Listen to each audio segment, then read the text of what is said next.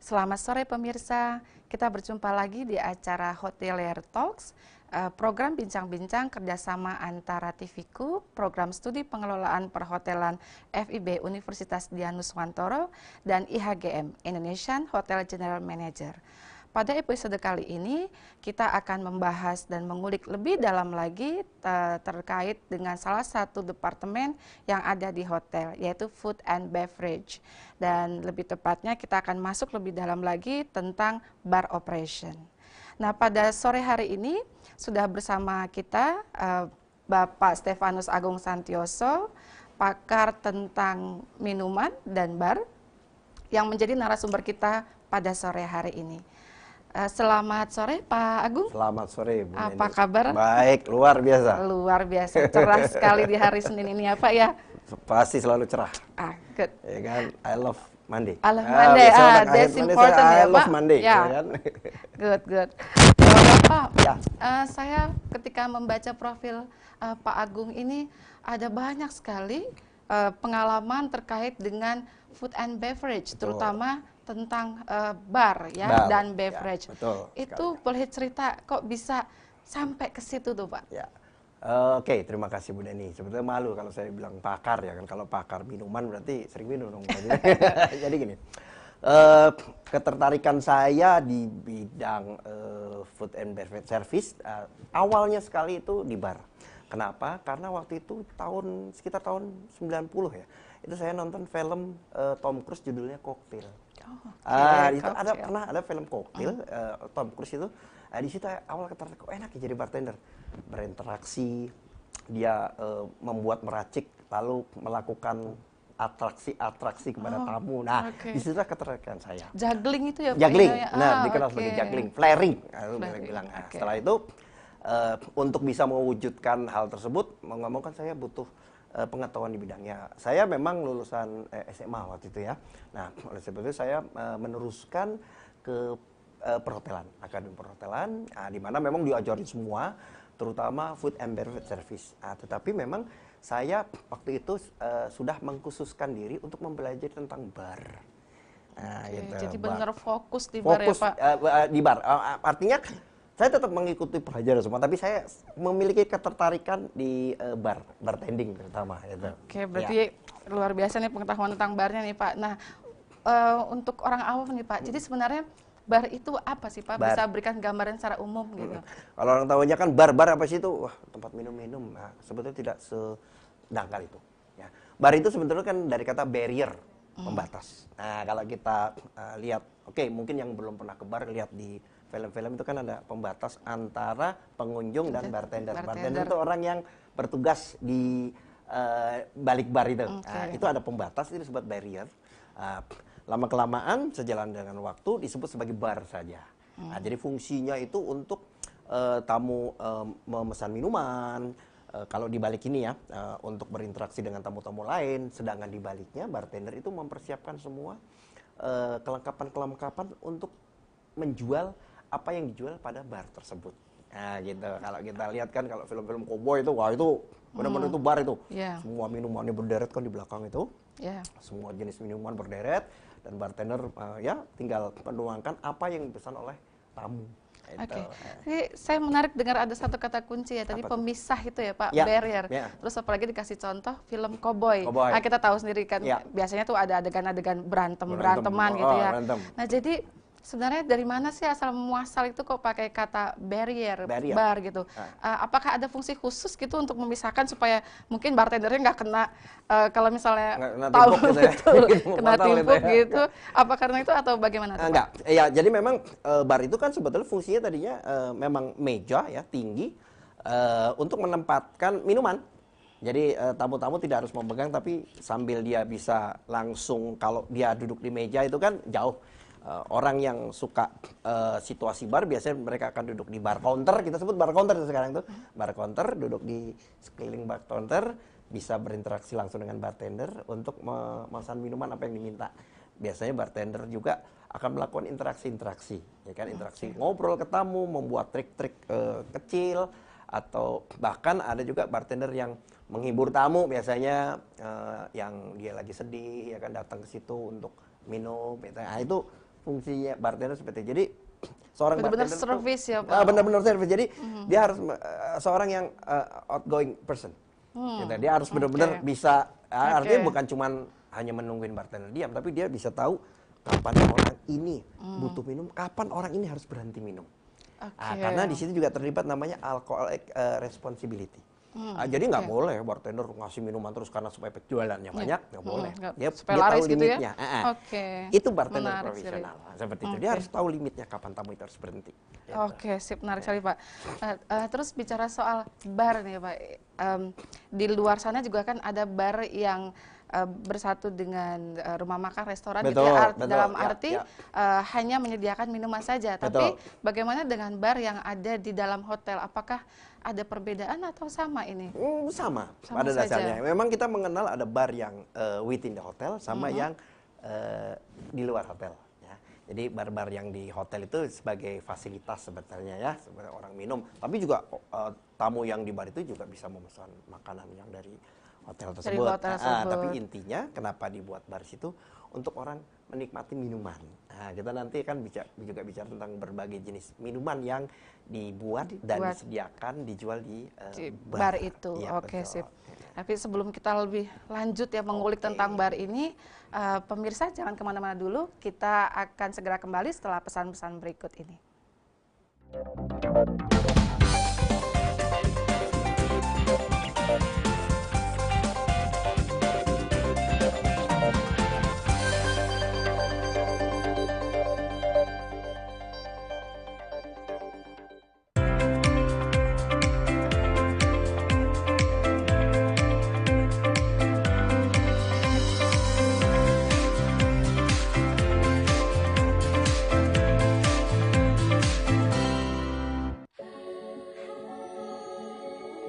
Ready to glow with La Tulip Glow BB Cushion.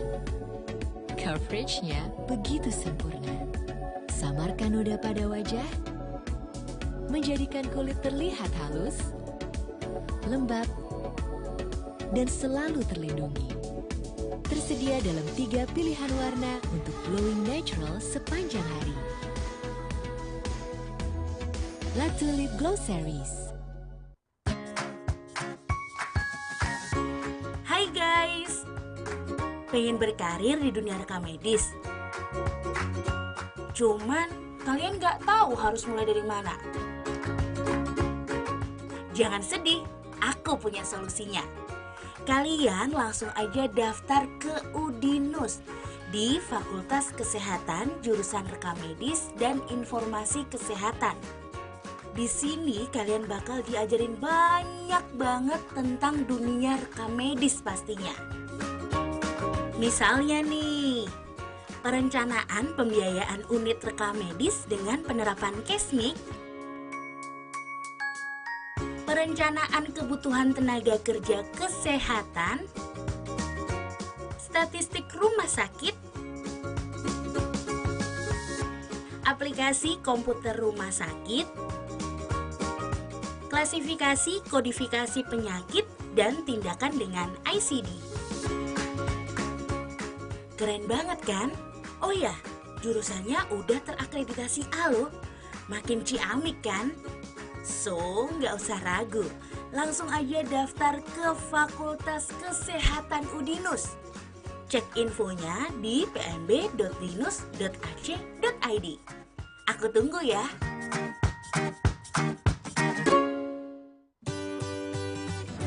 Pengen makan enak dan gak ribet? Leleku Bumbu punya solusinya.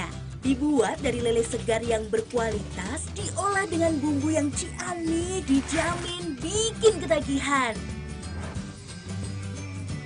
Ada lembu mandi di kali.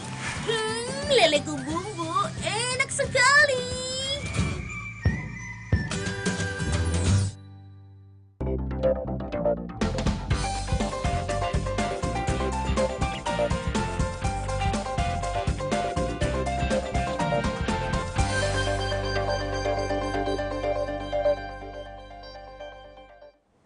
Kembali lagi bersama kami di acara Hotelier Talks, masih bersama narasumber kita nih, Pak Agung yang sangat ceria sekali di hari ini. Pak Agung tadi sudah cerita bedanya bar yang ada di luar dan bar yang ada di dalam hotel. Nah, di dalam hotel sendiri itu kalau kita ke hotel bisa melihat ada beberapa macam bar counter ya Pak, atau meja betul. bar itu. Nah, sebenarnya apakah itu juga berbeda gitu atau bagaimana Pak? Fungsinya sama, untuk menyajikan minuman, ya. Nah, tetapi biasanya letaknya, seperti kita tahu ada lounge bar. Lounge bar itu biasanya pasti ada di depan lobby. Nah, lounge bar ya. Kita tahu lounge. Pool bar. Pool bar itu pasti ada di kolam renang.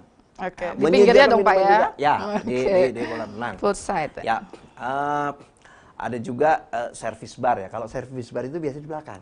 Nah, dia tidak berhubungan langsung dengan tamu, tapi waiter atau waitress yang bertugas yang nanti mengambil minuman pesanan dari tamu. Nah, gitu. Itu yang macam-macam barnya ya. Macam-macam bar terus ya. kita juga bisa tahu kalau di independent bar itu ya ada pub, ada cafe, ada itu hanya penamaan saja, tapi intinya di situ memang kalau bar itu untuk menyediakan minuman khususnya, disertai juga snack untuk menemani minuman yang disajikan itu. Gitu. Oke. Tadi disebutkan minuman-minumannya, Betul. beverage ya, kalau di istilah perhotelan ya, betul. beverage. Nah, terkait dengan istilah beverage ini, sebenarnya kalau kita bicara perhotelan, apakah ada definisi khusus terkait dengan beverage ini?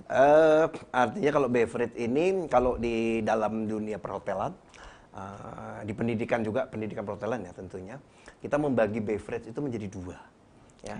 Non-alcoholic beverage dan alcoholic beverage. Menarik ini dia ya. kalau udah ngomong yang ini senang sekali saya nih. Jadi non-alcoholic itu pasti tidak mengandung alkohol, ya. Fungsi dari non-alcoholic itu ada nourishing, refreshing, stimulating. Nah, contohnya seperti salah satu contoh, beberapa contoh untuk minuman non-alkoholik itu seperti susu. Itu juga masuk dalam minuman non-alkoholik, yaitu nourishing. Ya. Ada juga refreshing. Seperti jus, ya kan? Jus itu juga masuk dalam kategori non-alcoholic beverage. Lalu kita kenal soda. Soda kan macam-macam. Ada, kalau boleh saya sebut merek sekarang banyak sekali, ada Fanta, Coca-Cola. Itu masuk dalam soda itu yang mengandung karbonasi. Nah, lalu ada juga campuran di antara mereka. Itu yang disebut mocktail. Itu bedanya cocktail dan mocktail. Kalau mocktail itu pasti non-alcoholic mixing beverage. Gitu. Karena kadang-kadang kalau masyarakat awam dengar kata tel mocktail ini haram nggak ya? Ini halal nggak ya? Gitu ya? Kalau mocktail itu dipastikan istilah untuk non-alcoholic. Bisa campuran macam-macam lah. Kalau saya lihat sekarang kan banyak sekali mocktail itu sebetulnya sudah banyak berkembang sekarang dengan adanya apa? Thai tea seperti itu sebetulnya itu mocktail. Karena campuran dari dua minuman alkohol, teh dan susu. Itu bisa kita sebut sebagai mocktail. Mocktail juga jenisnya mocktail. Ya. Jadi bahan apapun untuk membuat itu kalau merupakan gabungan namanya mocktail. Mocktail, betul. Kalau yang non-alkoholik. Kalau alkoholik tadi. Kalau alkoholik banyak sekali range-nya itu. Banyak sekali. Nanti kita bahas itu Pak. Jangan jangan dibahas sekarang. Dibahas sekarang. Biar pemirsanya penasaran. Sip. Jadi dalam konteks perhotelan ini ternyata beverage itu tidak hanya berfungsi menghilangkan haus gitu ya, tapi juga stimulating, nourishing, refreshing. Nah, bicara soal jenis-jenis minuman tadi Bapak sebenarnya sudah menceritakan ya, ada 2 jenis minuman, betul ya Pak ya? Ada alkoholik, beverage, 2 jenis beverage ya, maksudnya 2 minuman jenis ya. Beverage, alkoholik dan non-alkoholik. Dan non-alkoholik. Kalau di luar biasanya kan hot and cool gitu ya. Hot and cold. Ya. Nah, kalau di sini tadi alkoholik dan non-alkoholik. Dua-duanya pun bisa disajikan baik hot maupun cool. Itu bisa disajikan dua-duanya. Baik yang alkohol maupun non-alkohol itu bisa disajikan dua-duanya dengan yang dingin ataupun yang panas itu bisa. Tapi kemudian dibagi lagi ya, bisa jadi non-alkoholik dan alkoholik. Ini menarik sekali nih Pak. Jadi ada nggak Pak ya minuman yang disajikan itu Nah terkait dengan bir gini Pak Oke, ya. oke. Nah bir itu sudah termasuk ke dalam Bir kategori itu masuknya kategori alcoholic beverage. alcoholic Betul. beverage. Karena bir itu kan memang mengandung alkohol. Jadi bir itu adalah salah satu minuman tertua itu. Tertua. Bir itu salah satu minuman tertua yang dibuat oleh manusia. Sejak zaman Babylon itu sudah ada. Artinya di sini itu terbuat dari hasil fermentasi dari gandum. Oke. Gitu. Ya. Menarik gandum ya Jadi Pak. di dalam bir itu ada memang kandungan alkohol. Secara regulasi itu tidak boleh lebih dari 5%, 5-7%. Itu bisa disebut sebagai bir. Dan dia terbuat dari barley, dari malt gitu ya, dari malt, mengandung CO2 juga. Gitu. Dan ada aroma hops di sini. Hops, hops itu apa itu Pak? Hops itu kalau bisa saya gambarkan itu semacam kayak bunga ya. Bunga itu hanya tumbuh, itu nggak bisa tumbuh di Indonesia. Kita masih mengimpor kalau nggak salah. Jadi itu untuk membuat aroma atau cita rasa dari bir itu wangi. Oke. Gitu. Jadi merek apapun kalau ingin membuat bar gitu, buat bir, bir. Nah itu harus menggunakan hops itu. Itu Kalau salah satu tidak pakai syaratnya. hops itu syaratnya ya, syarat wajib ya. ya. Boleh aja, tapi mungkin rasanya ya tidak akan nikmat ya. Bagi penikmat bir itu nggak akan nikmat. Gitu. Oke, sip. Nah kalau di Indonesia ada minuman populer lainnya seperti teh ya Pak, dikasih melati. Sama seperti itu. Sama seperti Ya, itu sama ya. seperti itu. Jadi kalau kurang bawa melati, bukan teh nih katanya nih. Ini apa sih gitu kan? Ya, Tapi kan sekarang ada teh yang melati, vanila, gitu. Ini sama juga dengan bir, syaratnya harus ada itu. Oke, sip. Jadi ini pemirsa sudah dikasih spoiler sedikit ya bahwa tentang minuman beralkohol gitu. Tadi kita sudah singgung sedikit tentang bir, tapi masih banyak lagi yang bisa kita ulik lagi ya dari bir dan teman-temannya ya, makanan beralkohol masih banyak. Oke, tapi tahan dulu ya Pak ya. Pemirsa, kita akan melihat commercial break dulu, tapi jangan kemana-mana karena ada banyak sekali info-info menarik yang akan pemirsa dapatkan setelah ini.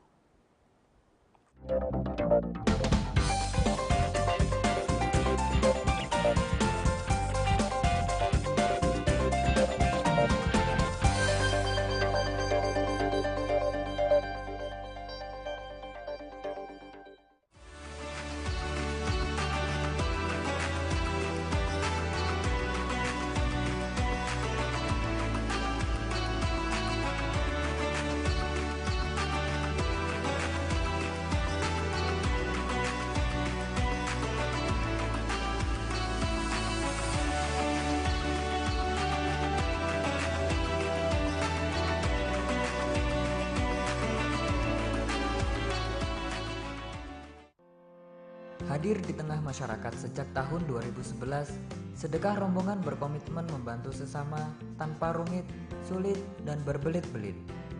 Didukung ratusan relawan, kami siap membantu mereka yang membutuhkan.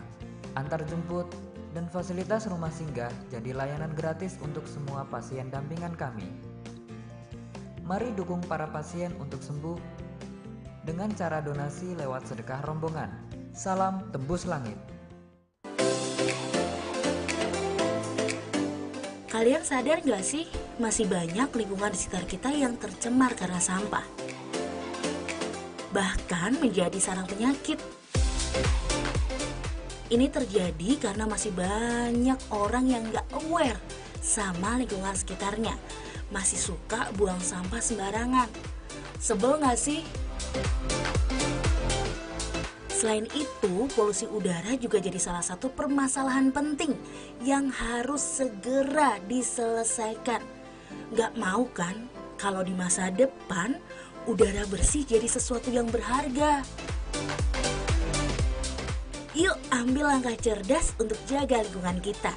Salah satunya dengan gabung di Fakultas Kesehatan Udinus di program studi Kesehatan Lingkungan. Kampus yang tepat buat kamu yang pengen banget ngerubah lingkungan kita jadi lebih sehat. Nah, kalian bakal diajarin banyak hal, contohnya sanitarian, pengelolaan limbah, aplikasi manajemen database kesehatan lingkungan, analisis sistem informasi kesehatan lingkungan, wirausaha sanitasi, kesehatan lingkungan industri, dan masih banyak lagi. Gak cuman itu, Udinus kampusnya nyaman banget dan udah terakreditasi A. Langsung aja daftar di pmb.dinus.ac.id. Buruan, tunggu apa lagi? Minasan, konnichiwa. Guys, kalian pada tertarik nggak sih sama budaya Jepang? For your information nih, Jepang adalah salah satu negara terpenting di dunia. Nah, dengan mempelajari sastra Jepang, itu bisa ngebantu kita memahami salah satu budaya paling unik di dunia loh. Jadi penasaran kan? Yuk belajar dan kuasai tentang budaya Jepang dengan bergabung dengan program studi sastra Jepang Universitas Dianuswantoro. Selain sudah terakreditasi A, Udinus juga udah bekerja sama dengan universitas ternama di Jepang. Salah satunya Osaka International University loh. Nah, kalau kalian punya cita-cita jadi pengajar bahasa Jepang yang handal, pegawai negeri sipil, staf kedutaan besar, kerja di perusahaan besar, atau pengen dapetin beasiswa buat belajar di negeri Sakura ini, udah nggak usah bingung, sastra Jepang Universitas Dianuswantoro udah paling cocok nih buat kalian. So, nggak usah pakai lama, langsung aja daftar di pmb.dinus.ec.id. Udinuse, kita kudasai.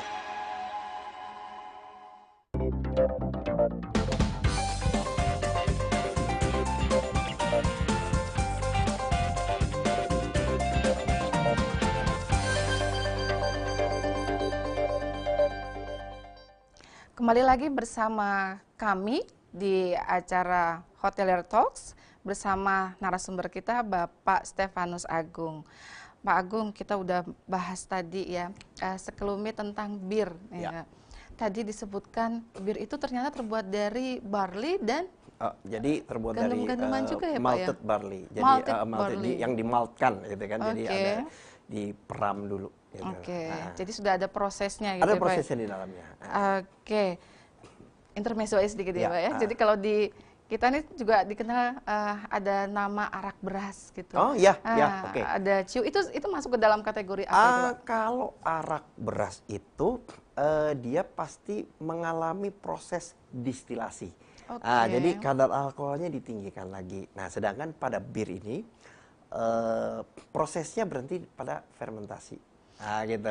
Oke, jadi yang membedakan adalah prosesnya, bahwa Prosesnya, ini kategori bir Ya. atau bukan gitu ya. Betul. Nah, terkait sama proses nih, Pak, bedanya apa itu proses fermentasi dan distilasi ya, Pak? Proses fermentasi itu semua minuman beralkohol pasti mengalami proses fermentasi dahulu.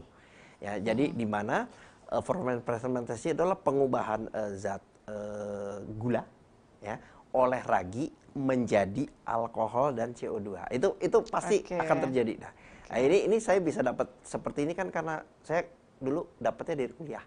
Nah, ini pasti kan di mana di Udinus ini ada nih. Betul, Pak.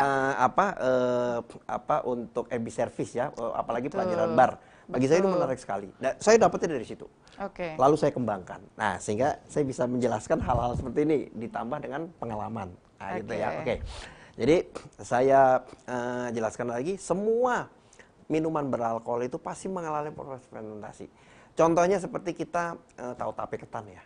Kan tape ketan tunggu aja sampai berair tuh, minum itu tape ketan kalau nggak mabok. Nah, jadi airnya itu sebenarnya sudah masuk kategori apa tuh? Betul, Bir. itu sudah masuk. Kalau itu masuk kategori bisa bir, cuman di situ kan kadar CO-nya tidak begitu banyak. Kadar CO2-nya tidak banyak. Jadi dia kan tidak berbusa ya. Nah, itu masuk. Kalau itu dikategorikan kategori masih wine. Masih gitu, wine. Rice wine. Rice wine. Oke. Betul. Padahal rice wine itu masuk kategori yang seperti apa nih, Pak? Jadi memang minuman yang difermentasi itu ada yang mengalami hanya proses fermentasi itu ada dua. Berhenti di fermentasi ya tidak distilasi. Bir dan wine. Nah, kalau bir itu pasti dari barley, dari malt ya. Kalau wine itu terbuat dari, sebetulnya wine itu kan dari kata vin ya. Vin itu kan bahasa Prancis artinya anggur, buah anggur, ya, grape. Ya. Nah itu memang terbuat dari buah anggur. Nah, tetapi ke sini beberapa negara juga menghasilkan yang mereka menyatakan itu sebagai wine mereka, tapi terbuat dari beras. Makanya bisa bilang rice wine seperti itu. Jadi itu mengalami prosesnya proses fermentasi. Gitu. Jadi kalau di anggur itu ada zat gula dari anggur itu diberi ragi. Biasanya sih raginya ragi alami dari buah anggur itu kan ada putih-putih kalau kita beli anggur itu. Nah itu adalah ragi alaminya. Nah itu kalau kita diamkan, ragi itu nanti akan memakan zat gula yang ada di buah anggur tersebut. Nah nanti akan menghasilkan satu cairan. Cairan ini terdiri dari alkohol. Nah, jadi ada kadar alkoholnya sekitar 12% masih. Nah, ini kalau untuk wine. Jadi proses pembuatannya, bahannya yang berbeda, tapi prosesnya itu sama, yaitu proses fermentasi. Oke, jadi kalau saya ringkas ini, kalau minum beralkohol ini ada 2 kategori tadi ya, kategori besar ya Pak, ada bir dan wine. Sebetulnya kategori besarnya kan alkohol dan non-alkoholik. Alkohol dan alkohol. Di alkohol ini ada macam-macam, ada wine, ada bir, ada spirit. Nah, spirit ini adalah hasil dari distilasi, biasanya keduanya ini. Yang didistilasi sehingga mendapatkan kadar alkohol yang lebih tinggi. Jadi pembedaan antara bir, kemudian wine dan spirit ini adalah kadar alkoholnya. Betul. Di kadar alkohol. Kalau di alkohol spirit itu biasanya di atas 30%. Dari 30%. Nah, nanti kita akan tahu bermacam-macam jenis spirit, di situ ada whisky, ya, itu vodka. Nanti kita bahas itu ya Pak. Tapi saya tertarik tadi kembali ke soal wine. Jadi wine itu tidak hanya dari anggur ya, seperti tadi asal katanya vin tadi itu ya Pak, tadi, anggur gitu. Tapi dari beras pun bisa dengan catatan kadar alkoholnya, betul Pak? Prosesnya juga, juga dan kadar alkoholnya. Ya, kalau kita tahu rice wine itu sake itu kan juga disebut juga rice wine. Jadi termasuk wine juga karena kadar alkoholnya disebut tinggi sebagai juga wine, ya? nah, karena kadar alkohol itu kan kisaran kalau wine itu kan 12%. Sekitar 12%. 12%. Jadi minuman yang kurang lebih kadar alkoholnya itu masuk ke kategori wine. Gitu ya. Meskipun bukan dari meskipun anggur, bukan ya, dari Pak? buah anggur ya, kita bisa sebut sebagai rice wine. Gitu. Banyak kan memang rice, kalau di Asia itu dikenalnya memang rice wine seperti sake. Ada juga yang terbuat dari nira. Itu sebetulnya bisa dikategorikan sebagai itu. Sebagai wine juga. Jadi wine ini sebenarnya lebih luas ya Pak, tidak hanya dari grape sebenarnya. Bukan hanya grape saja, kan walaupun wine itu kan dari kata vin, vin itu anggur. Grape. Sip. Bicara soal wine nih Pak, kalau di film-film nih kita lihat ya, ketika ada adegan selebrasi misalnya, kemudian tokohnya menuangkan ya champagne, kalau balapan itu, champagne betul Pak, atau balapan ya. Nah, champagne itu masuk ke dalam klasifikasi yang mana? Champagne itu masuk ke dalam kategori wine. Wine juga. Hanya saja di sini champagne itu CO2-nya itu dibiarkan tetap ada di situ. Jadi bahkan ditambahkan kembali sehingga pada saat kita menuang champagne itu kan selalu ada busa itu. Nah, itu karena ada kadar CO2. Nah, kalau champagne itu hanya dihasilkan di daerah di Prancis namanya Champagne. Makanya namanya champagne. Namanya champagne. Tetapi kalau di luar Prancis namanya menjadi sparkling wine saja. Dia nggak memiliki hak untuk menggunakan nama champagne. Gitu. Kalau champagne itu kan banyak sekali mereknya itu, hanya sparkling wine yang dihasilkan yang di champagne hanya boleh disebut sebagai champagne. Di luar itu nggak boleh. Yang dihasilkan di kota champagne itu. Jadi semua champagne adalah sparkling wine tadi, tapi tidak semua sparkling wine adalah champagne. Seperti itu. Dan sama seperti tadi, sparkling wine itu juga bisa jadi tidak hanya dibuat dari anggur ya Pak? Atau hanya anggur? Kalau sparkling wine ini terbuat dari anggur biasanya. Dari anggur. Tetap anggur ya Tetap Pak? anggur dari sparkling wine merah, ini. putih atau bagian ini? Kan merah, ada macam-macam ya Pak? Ya. Kebanyakan memang yang kita kenal adalah dari anggur putih. Anggur putih. Nah, dari anggur putih. Tapi seperti di banyak negara sudah menggunakan campuran ya anggur putih dan anggur merah gitu. Jadi warnanya tidak melulu bening gitu, tidak melulu bening. Tidak jadi melulu bening, jadi oke. memang bisa terbuat dari kalau untuk champagne pasti dari anggur putih, bisa dari anggur Chardonnay, Chenin Blanc gitu. Dan ya pasti Ya. semua dari Prancis Ya. itu ya, daerah Tapi sekarang Champagne banyak sekali tadi. ya dari champagne, tapi banyak sekali sekarang negara-negara yang menghasilkan anggur itu banyak, kayak di Amerika dengan Californian wine-nya, Kanada, Australia, Chili, bahkan di mana di daerah-daerah Indonesia, di Bali itu sudah Menghasilkan wine wine itu. juga, ya. Sudah menghasilkan wine. Hutton itu kan lokal wine kita itu. Oke, dan dari grape jenis apa itu, Pak? Kalau grape-nya biasanya dipakai itu kalau tidak Chardonnay, bisa juga dari Cabernet, Cabernet Shiraz seperti itu. Jadi Oke. kalau yang di Bali itu dipakai grape-grape yang tumbuh di anggur-anggur yang tumbuh di Bali. Oke. Jadi Rasanya juga nggak kalah kok. produk lokal tapi Betul, rasanya juga rasanya nggak kalah bisa dengan- internasional Betul, ya, Pak? betul. Oke. Baik, Pak, ini menarik sekali nih, kita sudah ngomongin bir, sudah ngomongin soal wine. Tadi sempat diulik sedikit ya tentang spirit Spirit, tadi ya, betul. gitu. Tapi kita akan bahas lebih dalam lagi soal spirit ini.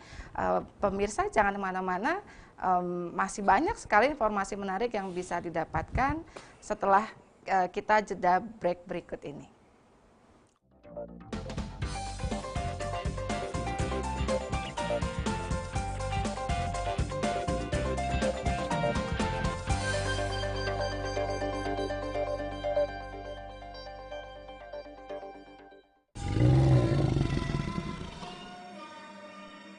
Ayo, kenapa nontonnya yang 13 plus? Bolehnya nonton yang semua umur.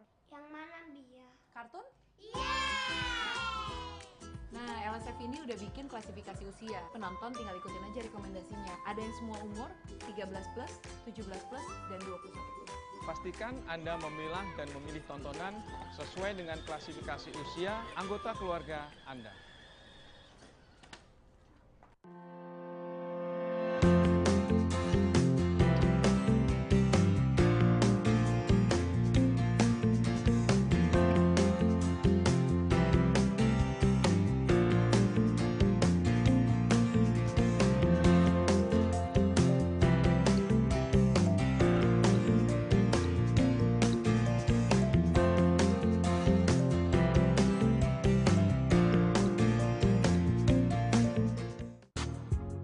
Hai, udah tahu belum mau kuliah di mana? Gabung yuk di Prodi Bahasa Inggris Fakultas Ilmu Budaya UDINUS. Dengan program studi yang bermutu unggul di bidang bahasa, sastra, dan budaya Inggris yang berbasis teknologi informasi, komunikasi, dan kewirausahaan. Kalian gak bakal nyesel gabung di Prodi Bahasa Inggris UDINUS. Ups, gak cuma itu. Di Prodi Bahasa Inggris ada yang namanya Kurikulum English Plus sama Students Mobility. Bikin kalian punya kesempatan kuliah di kampus luar negeri. Yang serunya lagi, ada 3 peminatan nih. Linguistik, Literature, dan Translation. Asik kan? Lulusan Prodi Bahasa Inggris, kalian bisa jadi jurnalis, public relation officer, liaison officer, cruise ship officer, foreign embassy staff, lecturer, teaching staff, professional translator, interpreter, TV translator, dan masih banyak lagi. So, langsung daftar aja di pmb.dinus.ac.id.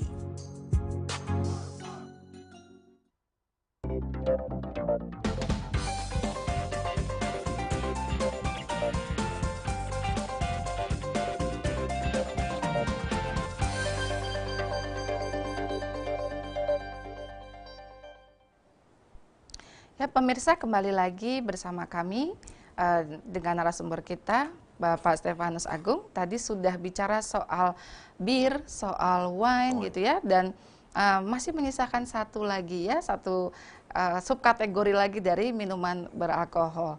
Dan tadi sudah disinggung juga nih terkait dengan proses yang saya tertarik nih. Tadi ada 2 kata kunci ya, fermentasi dan distilasi. Mungkin sebelum masuk ke jenis-jenis spirit ini gitu, bisa dijelaskan dulu Pak sekali lagi biar pemirsa juga ingat dan lebih paham ya tentang ini.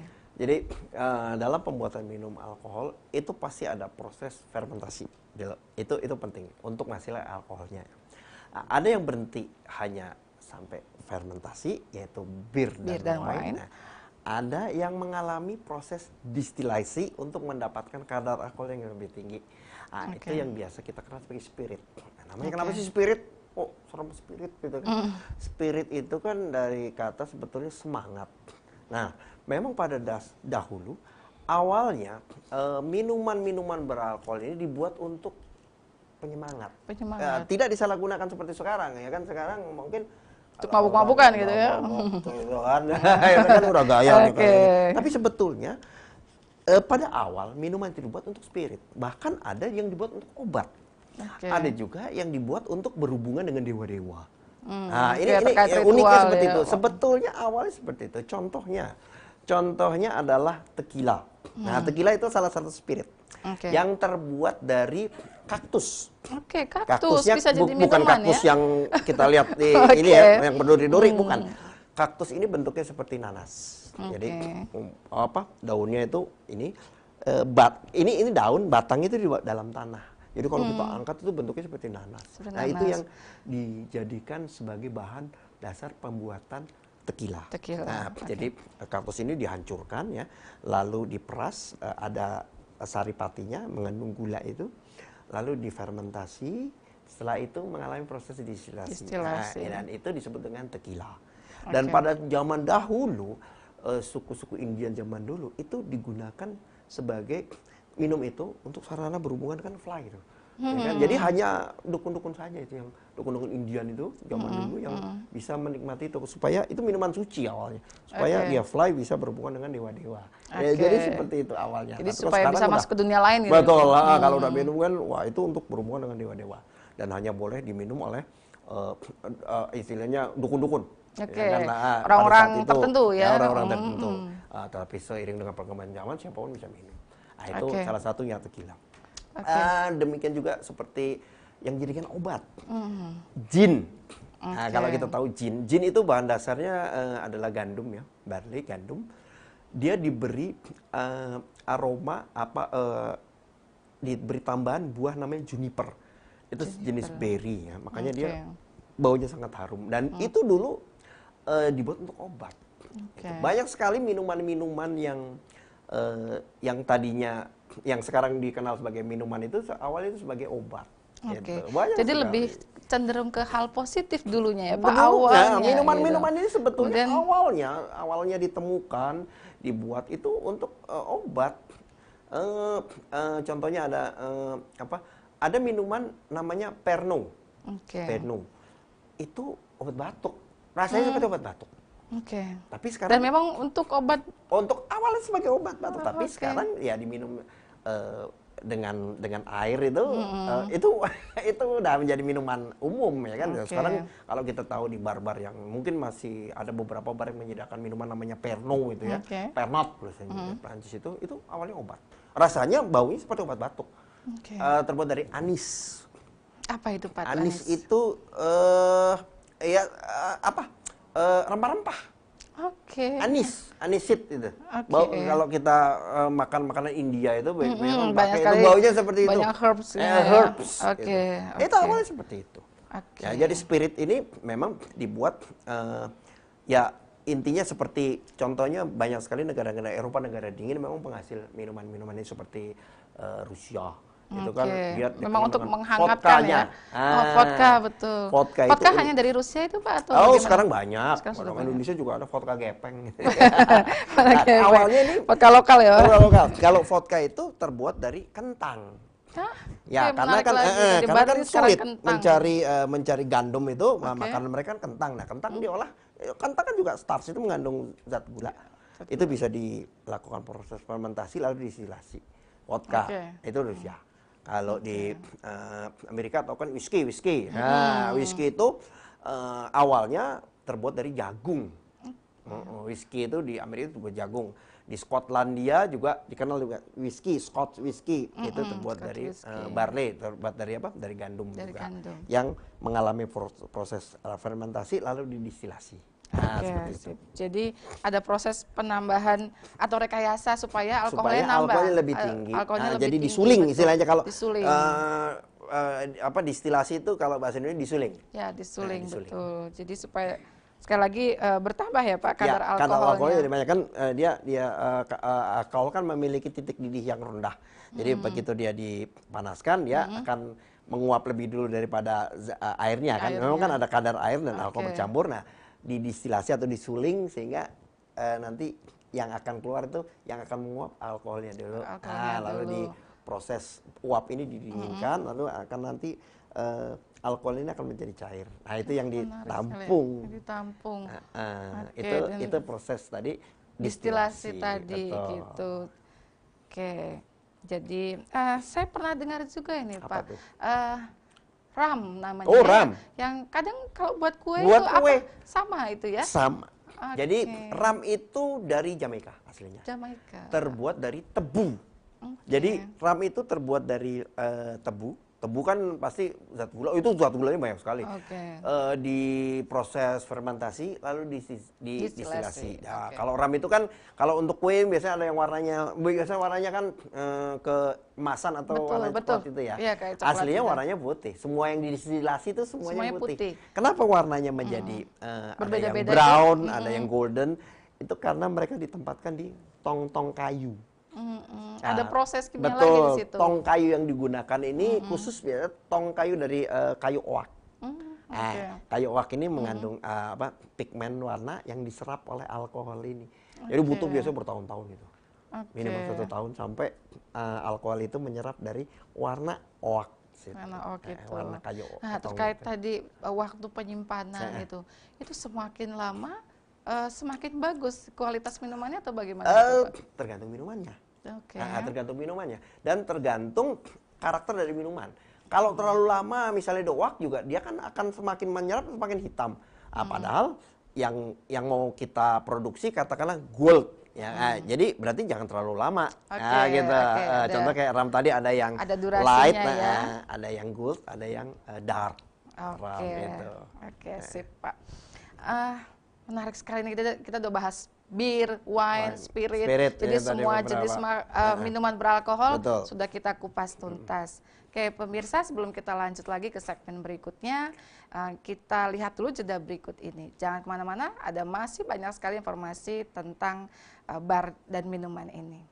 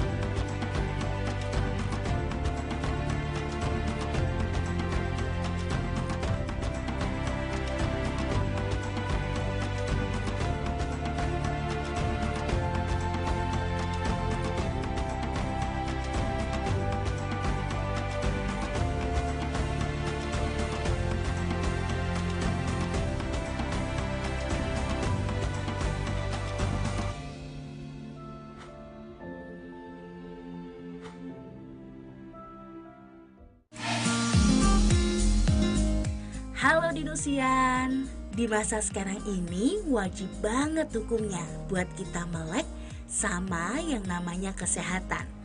Gak cuman buat kita, tapi buat orang-orang di sekitar kita.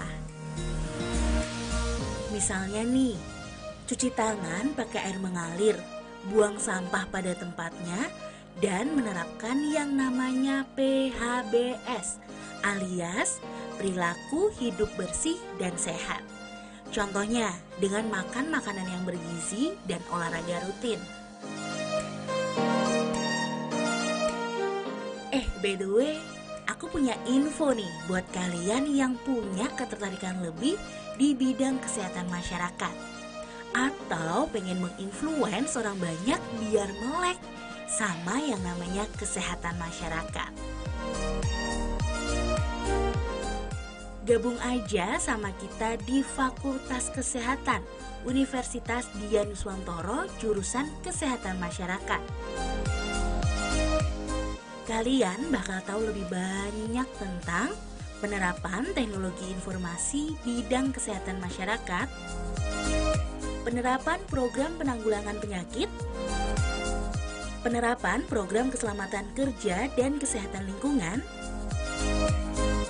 administrasi dan kebijakan kesehatan, promosi kesehatan, dan masih banyak lagi. Jangan khawatir, Udinus udah terakreditasi A loh. Gimana? Makin kepo kan? Langsung aja cek di pmb.dinus.ac.id. Sampai ketemu Dinusian!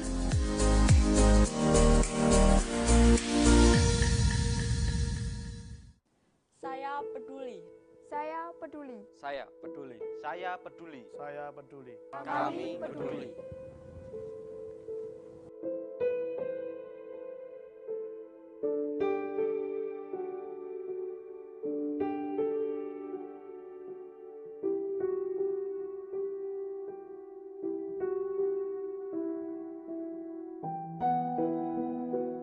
TVku lawan Corona.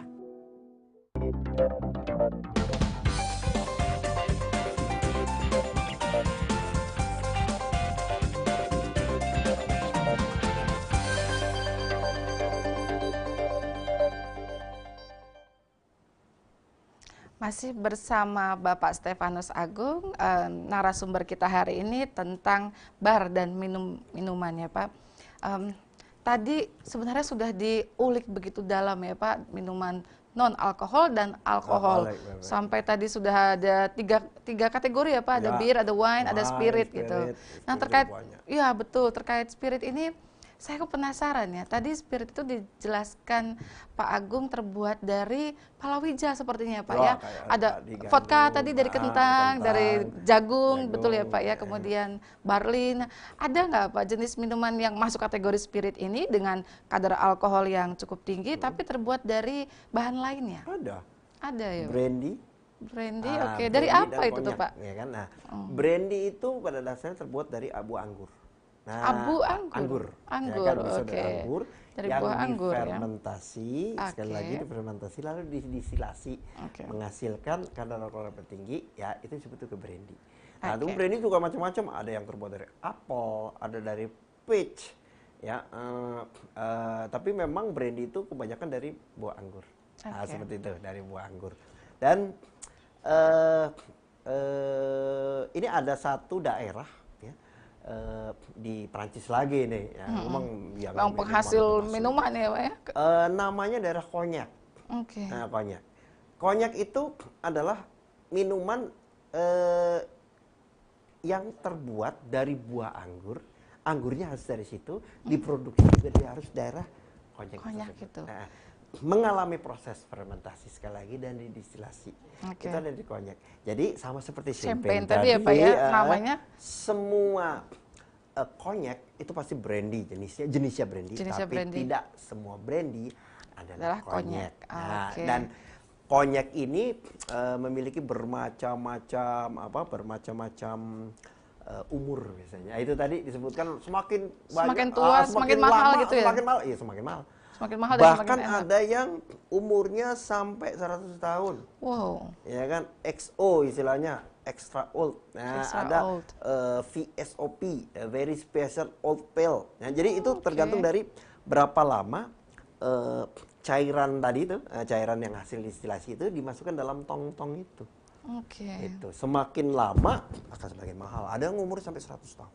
Oke, baik. Jadi kaitannya dengan harga cita rasa itu semakin tinggi itu untuk minuman brandy. Yang lain tidak bisa. Konyak lebih tepatnya. Itu bisa bilang paling ya istilahnya itu rajanya minuman lah kalau orang bilang, kalau apalagi kalau yang umur sampai 100 tahun itu megangnya juga harus pakai. Hati-hati sekali, sayang sekali gitu. Oke, Pak Agung, sebentar. Nggak boleh campur-campur. Nggak boleh campur-campur, iya, kita harus murni ya Pak. Pak, kita lihat ini dulu ada live chat. Oke, ini ada komentar dulu dari Dasin Derobi, menarik sekali nih Pak untuk improvement hotelier khususnya FB Service. Oke, makasih. Kemudian ada lagi nih dari Cipu Wardana. Izin bertanya Pak Agung, apa kalau bartender itu wajib mencicipi semua minuman alkohol yang ada di bar? Yes. Ya gimana kalau kita tidak mencicipi ya, gimana kita bisa tahu rasanya. Betul. Nah itu memang ya bagi saya dan bagi bartender itu adalah satu tantangan. Ya kan? Ya kita harus tahu. Tapi sekali lagi, seorang peminum dia bukan pemabuk, tapi pemabuk pasti peminum, itu aja yang sama. Saya memang penikmat minuman, tapi saya bukan seorang pemabuk. Karena saya bisa merasakan tadi ya, kalau memang sudah profesional kita bisa tahu dengan blind saja. Oh ini vodka, oh ini gin. Bahkan termasuk kira-kira usianya berapa itu? Kalau usia enggak, itu lebih ke merek. Tapi cita rasa masing-masing itu kan ada biasanya, khas sekali. Kalau kita sering mencium gitu. Dan seorang bartender harus punya pengetahuan itu ya? Harus punya pengetahuan. Nah di sini pastinya kan ada dibuka prodi untuk episervice kan, perhotelan. Ya, ada lab, itunya juga baristanya kan. Barista, lab bartendernya. Karena bartender itu sebetulnya yang saya bilang tadi bukan hanya mengetahui tentang alkohol aja. Jangan berpikir negatif bahwa ini alkohol, enggak. Seorang bartender itu juga tahu tentang kopi loh.